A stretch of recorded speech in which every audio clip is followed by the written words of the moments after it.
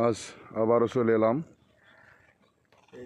সিলেট জেলার শাহপরান থানার হাতোয়া গ্রামের পাশে সুইখাল নামের এক বিলটা। এই বিলে দেখুন অসংখ্য বগ,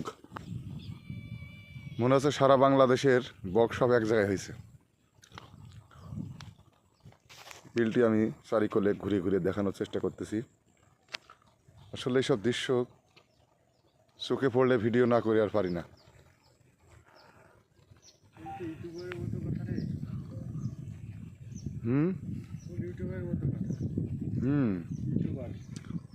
দেখুন দর্শক,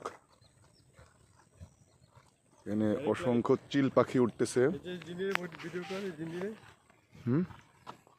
এই যে আমার ভাতিজা,